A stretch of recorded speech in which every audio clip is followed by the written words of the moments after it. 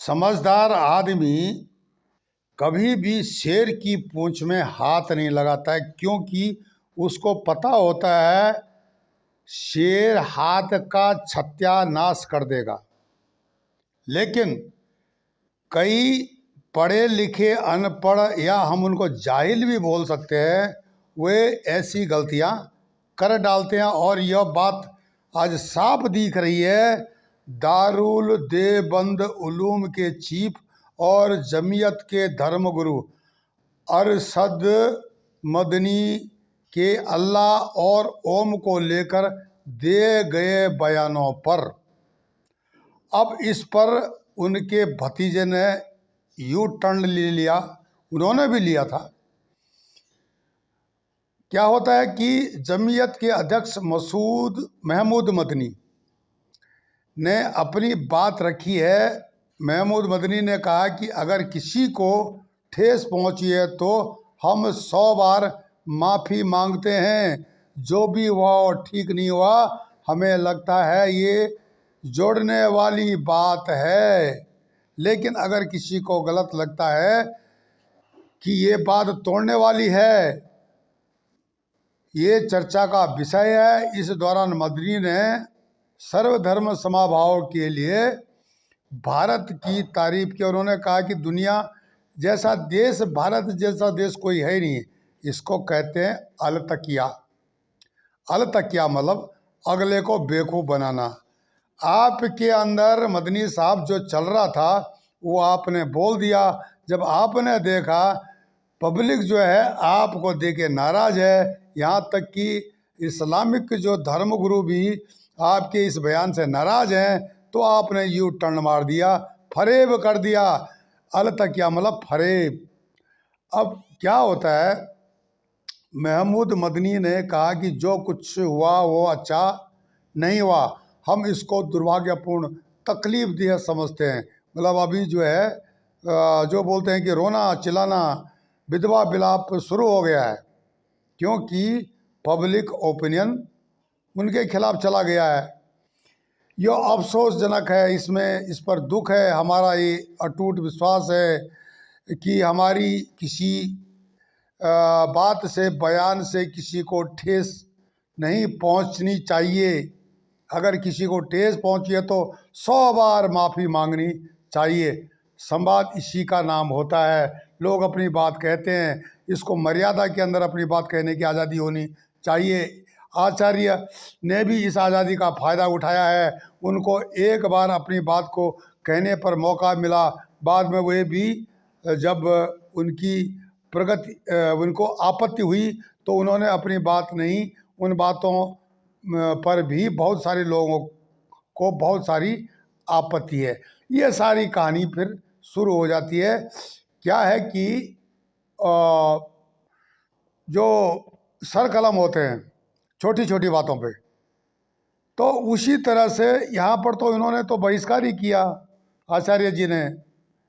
तो ये सारी चीज़ें जो हैं अलतकिया से मिलती जुलती हैं। फरेब है, मौका देख के मंत्र पढ़ना बोलते हैं इसको हम लोग। तो ये कहानी है। अब इसके पीछे कौन काम कर रहा है? ये ट्रायल है, टूल किट। टूल किट चढ़ पड़ा मदनी साहब। ये टूल किट का कार्यक्रम में आप भी शामिल हैं, पूरी भारत की जनता समझती है। और टूल किट का काम जो ये एनडीटीवी के पूर्व एंकर रवीश कुमार जीएनयू में गए थे, वो भी यही रोना रो रहे थे, अडानी अडानी का जाप कर रहे थे। इससे पहले उनको कोई अडानी याद नहीं आया। जब उन्होंने देखा कि अडानी अब भारी पड़ रहा है तो वे भी वहाँ चिल्लाना शुरू कर दिया। जीएनयू वालों को बताने लग गए कि भाई ये तो जो है अडानी को, क्योंकि 2024 आ रहा ना, तो इस प्रकार से अब जो टूल किट वाले सड़कों पर प्रचार प्रसार के लिए निकल पड़े हैं, पब्लिक ओपिनियन चेंज करने के लिए। और इस बात को हिंदुस्तान का हर आदमी समझता है। वो आदमी समझता है जो राष्ट्रवादी है। अगर आप मानो आप राष्ट्रवादी थे, रवीश कुमार जी जीएनयू में बोल रहे थे हम भी राष्ट्रवादी हैं, उनका कहने का मतलब यही था, बाकी सब जो है चोर हैं। तो भाई अब इतने दिन रहे तो क्यों मनमोहन सिंह साहब के ज़माने में इतनी जो है हालत ख़राब रही, इतना रिसेशन रहा, और यहाँ तो कोरोना काल में इतनी मार पड़ी, उसके बावजूद भी आर्थिक स्थिति ठीक रही। ये जो व्यापारी है ना, ये 2014 से भी व्यापार करते थे कांग्रेस के टाइम पर। ये 2014 में मोदी नहीं लाया इनको, ये बहुत पहले से व्यापार कर रहे हैं। अडानी, अंबानी, ये टाटा, बिरला, ये सब पहले से है। तो इनका जो है राजनीति से जोड़ना, इनके कंधे पर गोली चलाना, ये लोग आप समझ सकते हो किस मूड में है। और इनको बात समझाया है किसने? वीरेंद्र सहवाग साहब ने, जो कि पूर्व क्रिकेटर हैं। उन्होंने बोला कि गोरों को भारत की जो है ना प्रोग्रेस बर्दाश्त नहीं होती है। तो उसी तरह से चीन को भी भारत की प्रोग्रेस बर्दाश्त नहीं है, पाकिस्तान को भी नहीं है। और भारत के अंदर पल रहे जो सपोले हैं तथा कथित प्रगतिशीलवादी वामपंथी सोच के कीड़े मकोड़े और जिहादी हैं, वे भी यही कर रहे हैं जो कि बर्दाश्त उनको नहीं हो रहा है। यही इनको भी ये चीज़ बर्दाश्त नहीं हो रही। इनको सत्ता चाहिए, खाने की आदत पड़ी हुई है, मुफ्तखोरी की आदत पड़ी हुई है, बंद हो गया है, 14 के पास ताला लगा दिया है। तो अब क्या है कि चिल्लाना शुरू है। जीएनयू में रवीश कुमार साहब आए थे, उनके भाषण लोग सुन रहे थे। जीएनयू के युवा जो विद्यार्थी हैं वही सुन रहे थे, उनको परिपक्व बना रहे थे। वो ये लाल सलाम सोच के लिए उनको परिपक्व बना रहे थे, ताकि 1962 की तरह ये भारत में पल रहे वामपंथी चीन की मदद करें और चीन को भारी करें। ये स्वदेशीकरण हो रहा है, इस पर भी चीन को दर्द है। भारत के जम्मू कश्मीर में रियासी का इलाका है, वहाँ पर 5.9 लाख मिलियन टन जो है लिथियम निकला है, वो भी उसको दर्द है। उसके अलावा अडानी टक्कर दे रहा है जगह जगह पर, जैसे कि इजराइल में पोर्ट बना दिए उन्होंने, जो समुद्र के किनारे पोर्ट हैं जहाँ पर जहाज़ रुकते हैं, सामान ढुलाई होता है। चीन का आधिपत्य था इसमें, चाहे वो अफ्रीका के इलाके में हो या चीन सागर में हो, चीन के दक्षिण सागर में, इन सब देशों पर आधिपत्य जमा, वहाँ अडानी ने घुसना शुरू कर दिया है। अब अडानी को डाउन करने के लिए हिंडनबर्ग को पैसा दिया गया, लाया गया, और अडानी को डाउन करने के लिए ये सब कार्रवाई की गई, झूठ फूट परोस करके। आज जो है अडानी ने अमेरिका के कोर्ट में हिंडनबर्ग के खिलाफ जो है मुकदमा दायर कर दिया। अब इनकी बत्ती बंद है। 22 नंबर पर पहुंच गए थे अडानी, 3 से ठीक 22 में। हिंडनबर्ग की वजह से अब वो 17 पर आए हैं और धीरे धीरे अपग्रेड करेंगे। उसके बाद क्या हालत होती है, शेर के पूंछ में हाथ लगाया है, यह तो उन लोगों को समझ में आ जाएगा। हिंडनबर्ग का जिस प्रकार से दुनिया भर में तौहीन हुई है इस सब्जेक्ट को लेकर के, उसी तरह वामपंथी तथा कथित प्रगतिशीलवादी अवार्ड वापसी गैंग भी भारत के अंदर सक्रिय हो गया है।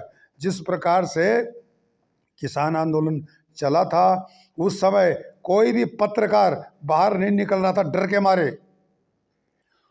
वे सोशल मीडिया एक्टिविस्ट गायब थे, क्योंकि दिल्ली को चारों तरफ से इन्हीं तथा कथित प्रगतिशील वामपंथी सोच और सत्ता के भूखे जिहादी सोच ने घेरा हुआ था।